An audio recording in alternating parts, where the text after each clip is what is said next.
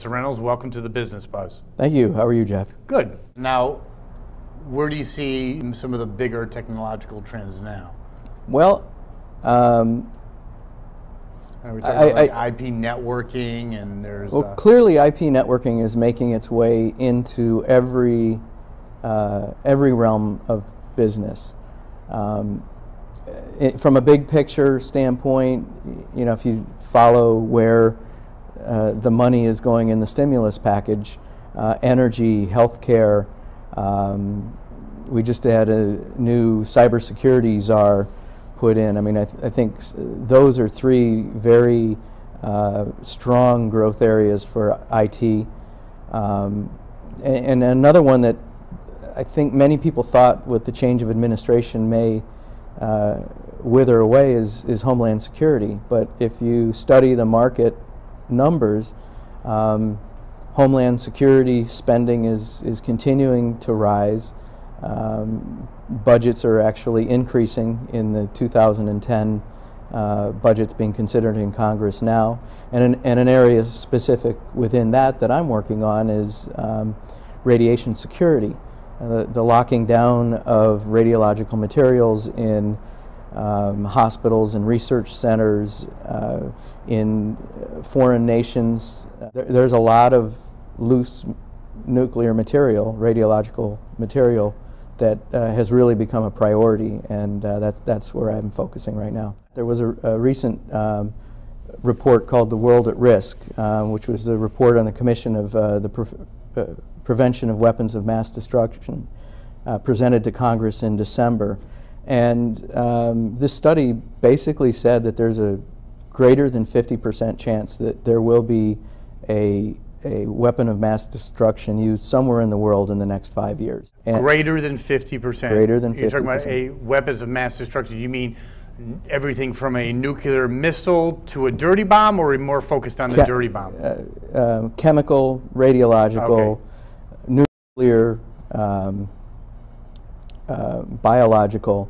You said greater than 50%? Greater than 50% in the world somewhere. Mm-hmm. The two that they focused on in the report were biological and nuclear, and while the nuclear tends to be thought of mostly as a nuclear missile or exactly. a nuclear bomb, the consequence of that would be very high.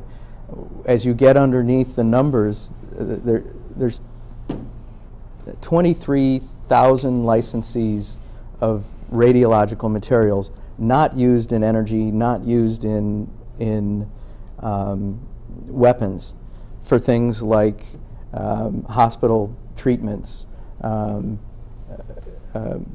radiography, checking welds of pipelines, that use fairly significant amounts, 100 curies or less, of radiological materials. So there's a preponderance of places or applications that use some type of nuclear material, and probably the misconception, being the expert, would be that many people think these are heavily guarded nuclear facilities, but you're saying not always the case. It's my, and I'm actually, I've started a website where I'm posting events that are reported and made public to the NRC and news from around the world on just this topic. So, and what is the name of that website? It's ipradiationsecurity.com. ipradiationsecurity.com. What is a dirty bomb? We hear a lot about what used to be called an explosive device or a bomb made by an individual like Timothy McVeigh. Mm-hmm. Like the with a fertilizer type of nitrates, exactly. or whatever.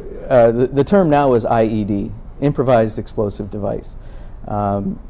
If you took material like that and were able to break into a hospital and steal 10, 30, 60 curies of radiological material, and hospitals by and large are generally porous from a security standpoint, and you combined those and exploded them, many studies show that the radiological effect would not kill a lot of people, but the effect would be on neutralizing the use of that facility because of the contamination. Okay, so maybe, let's just say every life is obviously precious, but the human cost would not be Nagasaki, but if it was Wall Street, you're saying essentially you would close down Wall Street, am I correct in saying this, for an extended period of time?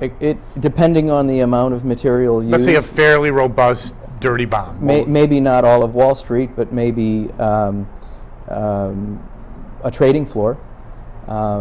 So a second effect then from the contamination would be the psychological effect. I would say that's huge. It's estimated to be tremendous. I mean, if you think of the anthrax scare post 9/11, that's the kind of model that experts are looking at. And how about the economic devastation? Because so much of economics is obviously in a global, emotionally related. Wall Street goes down for, let's say, an extended period of time. Couldn't that send the entire, and I don't think I'm making too much of this, couldn't this potentially or theoretically send our whole world financial system in at least a temporary free fall? It could be a tremendous shock to the economy. The fact that we're in a globalized economy with nodes that interconnect, if you take out one node, whether it be in the transportation, supply chain, the financial industry, you take out a node and it's not going to be a localized effect. So obviously major nuclear facilities like nuclear generation plants, nuclear missile plants, obviously highly locked down, pretty buttoned up. You're saying there's a preponderance of potential nuclear material out there that is not so guarded, and the cost needs to be reduced so it can become safer, but done so economically. The core thesis of what I'm working on is to bring together, where we were talking about IP networking technologies with traditional radiation detection equipment. And that's the point of this website. And the information that I'm posting is showing the importance of the industry moving that way to have lower cost, better response tools to help protect these 23,000 sites managing 2 million radiological sources in the United States, and it's estimated 10 million sources worldwide. What I'm working with a number of companies to do is to bring together the skill set of the radiation control professionals with security professionals who understand locking down a building and doing a risk assessment. So tech people with actual logistics people. It's radiation people with security people with technology people. Mm-hmm. The thing that ties it together is the networking. You design the security infrastructure, you define the protocols when you have an incident, and then you do training of the people involved in the response.